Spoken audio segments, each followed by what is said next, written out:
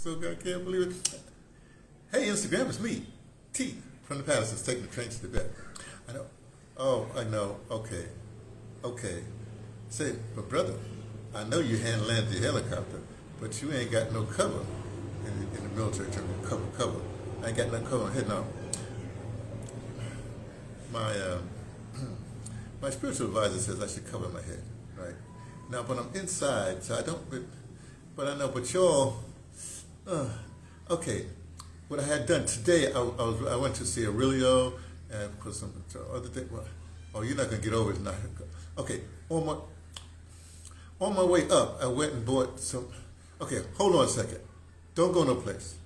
I'm going to show you what I got, so you know that I'll be covered. Okay, hold on. Don't worry. It's going. I just got to run to the. Oh, man, things I got to do for these guys, man. Can't believe it. My goodness.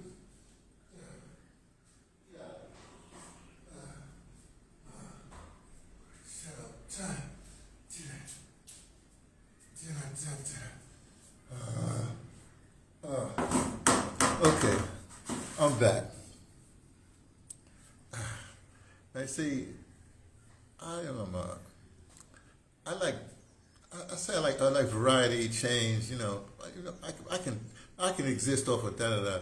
However, I only have one. I have a red bandana that I wear, the same one that I accidentally put on the other. Not accidentally, but don't worry about it. No, when they had a Super Bowl show and Kenny Lamar did his thing, and like that. The Super Bowl was on a Sunday. I was posting on an early Monday. For some strange reason, I had the bandana on a Tupac way, which is the Aunt Jemima way, the Tupac way, right? I never wear it like that, and then it comes to understand that this song that he does, Not Like Us, also mentions Tupac because the Canadian guy, this Tupac, there was a connection there. Things like that happen all the time. But let me show you what I did. So I took a taxi. I have a relationship with the taxi mafia here, the tuk-tuk mafia. Don't worry about that one. But so I had them stop on my way up to Aurelio's because I had an appointment. Was going to talk about the whatever. So I got several bandanas. Now I'm soaking them in water right now. Because here they have all cotton stuff, you know what I mean? So I don't know if I can even show you this stuff. Maybe I'll put it on my lap. Because they're all in water right now because I've been I rinsed out all my stuff for this. So this is one color that you're going to see eventually me put on my head. This here is another one, similar color that you're going to see like that, you get patterns on it, you know what I mean? Not just the regular old commercial thing that you see. Then I have this one here. It's another one, another thing. No, it's not more of a bluish. I like blues, like that. So this is going to be another one's going to be like that. Then the last one, this color here, I got 4. Usually get 3, but I don't know why. I know 4 was like each was 90 rupees each. So if I got 3, it was no, not 90. The 30 rupees each. So 36. That would have been 9. That would have been 90 rupees, and that would be all right. But somehow I got 4, which was 120 rupees. And I guess the 120, the 3 was a better number for me. So there, see, they're all soaking in here, and they get a little bit of it. They don't have that much dye anymore. Used to be India, man. You got a lot of dye in your stuff. Well, anyway, so just to show, I am going to have other covers on my head. Now that I show you that. Now the reason why I went into Rillos, he's the one. He man. I knew him like 20 years ago. He always tells people. He gives me credit. He always tells people when they had their first show. He was it's called Musical Schwärm, and they make instruments. And he was working with some local kids, some Tamil kids. He's what is he? He's Italian. Yeah, really is Italian. And he's a great inventor. He raised all these instruments. He's got this beautiful granite stone thing. You just rub it, and this beautiful sound just comes out. Make all kinds. He's all over the world. Don't worry about him. Anyway, but he always gives me credit, because I had been walking by when these kids were just putting together a show, and I said that, and they were doing this. They were drummers. They were drumming, and I watched them for a little while. Actually, not in front of who I was. I said, I really like your thing, but and your drumming thing is going to be good. But I got an idea. So I gave them this idea of how they walk in through the forest, because there's a lot of forest around here, and they stumble across this piece of wood, and then they said, hey, we can do something with this wood. They just acted it out, and then they made musical instruments, the drumming out of the wood, so that they would introduce each drummer and each thing for that little skit that they invented, that we invented, like that. Anyway, so it really always gives me my props, because that was the first performance they did of that, and it really set the, don't worry about it. Most people I work with don't give me props. It's all right though. Don't worry about it. I'm not in it for props. That was 20 years ago. So when I see that now and see how that thing has expanded and what's becoming, those kids are adults, some of them are working, whatever it is, that's what gladdens my heart, right? My thing is like, I don't need props. I need my thing to blow up. You understand what I'm saying? Like, I'm an audio dramatist. So when I get the audio drama thing the way I need to get it done, right? And it's like blows up, and people say, yeah, blah, blah, blah, and they don't have to mention my name at all. I know, that's my style, I don't know it. And other people, the intimate people, they will know it. Plus, I have at least three audio drama revolutionaries on the planet. Two in audio drama, one in sound effects. So if something will happen. Somehow, my little seedings will happen. This is not. Don't worry about that part. Okay, here's the thing. I'm sorry, I made a camera. I was talking this morning about my education, my education in the 80s, right? I mentioned a lot of public affairs kind of things, but see, along with that, there was a lot of arts kind of things and a lot of healing kind of things. So I was talking to Relio today. We were talking about this. He invented this like sound bed. He plays these strings on the day, hits a frequency like that. It's just so intense. You can't do it more than twice, maximum 3 times a week. Anyway, and he wrote this whole sound thing. Anyway, and I took a thing last Wednesday, and it seemed to work a little bit. So I said, hey, let me schedule this, right? So I was talking to him, and he says, yeah, he has this other, and he's talking about a guy that somebody came from, what's his name? The AIDS activist. Anyway, he had come to, somebody from South Africa had come and brought a spiritual person up and gave a workshop and about sound, whatever it is. And the person was a West African spiritual thing, and went through this whole thing, all the orishas of the Yoruba culture. And one of the people there just freaked out. He couldn't handle all the rhythms and stuff like that, right?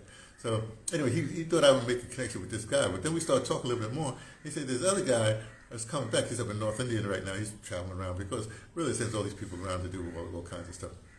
And he's coming back, and he does craniosacral work. I'm going like, I never forgot. In the 80s, I know all of these modalities, all these healing modalities, I have been exposed to at some particular point in my life, really. And it just so happened when this is the interesting thing. When I need something, it'll come. It'll just come, it'll come. So I think the craniosacral thing, the sound, the vibe, the music sound thing will be one thing, but I think the craniosacral will really work because it works on the nervous system, and I think that is part of it. And the guy that does it is also a certified doctor. He worked with years and years. So when he comes back, hook up with him. Let's see what happens, right? So that's one thing. I can't even explain all the modalities. Like I said, don't worry about that part. But one of the things I didn't mention, well, two of the things I didn't mention, and like for instance, back there in the 90s, early 90s, even the 80s, yeah, in the early 80s, performance art, I was dead, done that, art in the back, all that kind of stuff. With Mission of Love and stuff like that, with Martha and Jeannie and Queen Charlotte, we did this Wednesday series, poetry series down in Lower East Side. Right, that was a smash hit. We ran it for years, for months or whatever. Had a really, really good concept. And this in competition with all the other poetry things that was happening. The format was really good. Took the show on to look all the kind of artist kind of stuff done did. When I was arts director again, started a series called Shelf Life. It was just a literary series and brought in a lot of very talented people, and they killed it. That's what we did. Oh, we did Mickey Pinero's Short Eyes, right? Because remember, it's a 2-hour play, and Shelf Life came on Mondays, Tuesdays, Wednesdays, Thursdays, for a half hour in the middle of the day. And to show you how effective this play was, right? And the great Florence Kay, she's a really good director. I don't know what happened to her. I like this. Anyway, she's really good. I mean, so she directed it, you know, in fact, we got an award for it. But we did Short Eyes, right? And because it was the middle of the day, we could cast from around in the city, right? So one of the guys that was in the cast, he had a job, you know, regular job on the lunch hour. He would come for that half hour and perform like that. And he said that after a while, when he go back to work, people were just scared of him because he was playing in the chip. This is the kind of that art is, right? So he had that. I mean, the DJ, the people that ran, the DJs that we had, and just a variety. Everybody, Constable Latino with that, Chris went with DT, the opera thing people, the jazz people, just the people that we had on staff, you know, like that. In fact, it got to be kind of ridiculous, right? When I say ridiculous, I mean like this. I started this thing where I encouraged everybody. I sort of made them, you know, put in for awards, right? It's not the award. I wanted them to do something else aside from just play stuff on the radio, right?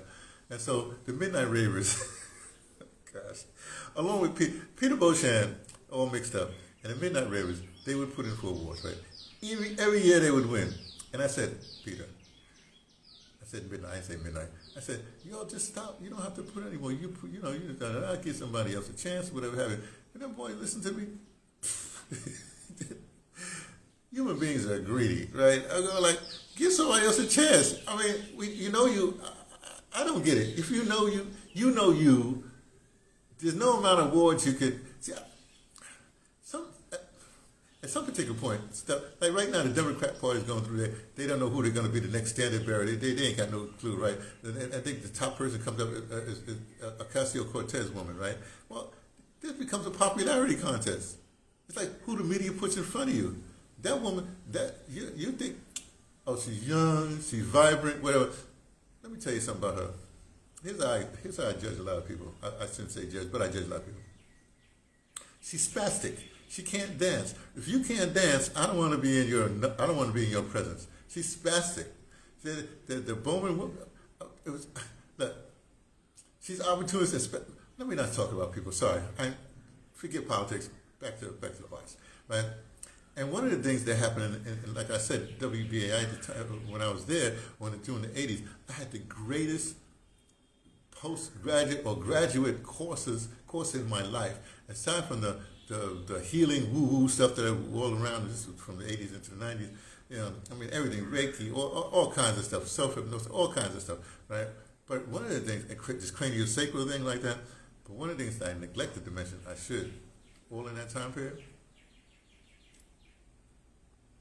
First World Alliance. Whoa! Talk about education, universe. And now all this stuff is online. There's no excuse for you not knowing history, politics, some of the great minds. Whatever. I mean, we talk, you know, Sister Kefa and Brother Bill to put it together with James Small, put this series together. That's the Dr. Ben and John Henry Clark thing that happened every Saturday at that church on Convent Avenue, 145th Street. Anyway, the point is, to go there every week, and it's just the decorum, you know, the women are sitting down, the men would get up with the seat, the code that was there, and the respect, and the brains, you know what I mean? A lot of stuff I knew anyway, you know, because I read or whatever have you. I mean, somebody like Ivan Van Sertima, he was teaching at Rutgers when I was at Rutgers. I mean, all these, you know, and here's the thing. Let me not leave all of it, but there's so many people that came through there, you know, that's always, that you always talk about, right? But early on, when I was doing normal radio, late in the 80s, normal radio started like 86, 87, something like that. Well, I had Brother Reggie and Sister Selma, they did the Mayat. I had this whole thing, man. My program was like unbelievable. I say it's unbelievable. What else am I going to say? Right? They did the Maya. They record the Maya because they were in school. They were in City College. They were in school, so I would have them record the Maya. So I started the show with the Maya. Right? Okay, great. But because they were at City College, James Small, so they invited me over. See, on my program, I got to find out where your head's at. I mean, I want who's coming, who's going to, So I did. So that's how I met James, and he became the historian, philosopher for normal radio. He used to stop by every now and then, but that whole crew at First World Alliance, the person for some reason, here's the thing, water seeks its level. Like, I know there's some great minds, great whatever have you, but for me, for some reason, I connected with James. Now you could say, hey, Riley, 39, how you doing? For some reason, I connected with James. I think part of it is that he's Gullah Geechee. I'm Gullah Geechee, I think. Right? He was in service. I'm not trying to compare myself to James. I'm just saying there was a deeper connection to whatever happened. And he was all those heavyweights that, he would lecture every once in a while. But he introduced me at City College. They did a voodoo ceremony, a real voodoo ceremony. That's where I learned about that at, you know what I mean? So I learned a lot from James. And throughout the years, every once in a while, James would say something like that. And it's interesting, because some of the stuff that James said just stick in my head, just stays there, right? Like one of these things he said one time, he said, Anthony, there are people out there that will put stuff on your head, and my thing, I'm a child of Lagoon. Worse than that, I'm Andy. I don't care. Come with it. I'm crazy like that. And so, but I understand what he's saying. There's people out there that have it in for you, and so what they will do is they will do stuff to affect your effectiveness like that. So I pretty well listened to my spiritual advisor, David Wright. David was one of the people that came to me. That was funny too. I'm sorry. One more story. So I'm sitting behind, I had done a workshop someplace down in North Carolina, whatever else. Every place I do, I try to do audio, introduce people to audio drama. And one of the people I didn't know at the time was David D. Wright, big stalwart in off-Broadway, or black theater in New York, right? So I was sitting behind my desk. This is later on. This is like 94 or something like this. I had a job for 2 or 3 years. I'm sitting behind my desk, just plotting. I was scheduled to leave the next year. I'm an audio dramatist. I'm no administrator. I'm trying to leave, right? And so he comes bopping through the door. And the first thing he says to me is, "I want your job." I said, "Great." One of the things I used to do, there used to be this how you go to the library and they have these little stools or book that you can step on it like that. But I had one in my office. I had my big chair. When people would come, sometimes I mess them up because somebody comes to interview or ask me something. I have them sit in my chair and I sit on that little stool and look up and down. Oh gosh, man. To be theater trained, I'm telling you, man. To forget being theater, just to be Anthony is like, it's mind blowing, right? Why? Because I like to have fun. That's it. I don't care what's going on. I'm what's called an absurdist, right? I think everything that happens is absurd. So I will do contrary things. I'll do anything to move the needle. You see what I'm saying? Anyway, so this is a Monday. It was supposed to be a me day. Well, I did a me.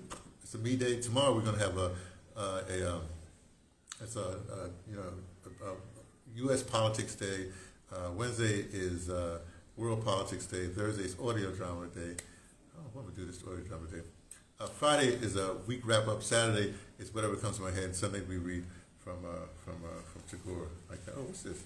I stopped by the Spice Shop. When I got the thing there, but I also stopped by the Spice Shop, and this is that saffron wood or whatever. So I put this with the stinging nettle, right? Tea every day. Now I'm doing it twice a day. I have one there, right back there. See that thing right there? That's a concoction right there. I'll sip on that right there. I usually do in the morning, hot one in the morning, and now I'm doing it in the afternoon, like that. But this thing is so good. And I read the stinging nettle is supposed to do something to your skin. And I realized, my skin is like really soft. Maybe it's working. So a lot of these things that have stuff I learned in the 80s, what happens, it takes time, you know what I mean? It may be 3 weeks, 3 months, whatever, but eventually your body will say, this is what you're trying to do to help you. But stinging nettle tea, and this stuff here, woo, it's really good. Anyway, I'll talk to you later. you know, it's been a, you know what it's been. It's been a. Somebody I did something. I wrote. There was something, and I wrote I wrote as a response. I sent something out, and I wrote as a response something that comes from Soul Train. So it's been a. I'm gonna tell you, it's been a stone gas, honey.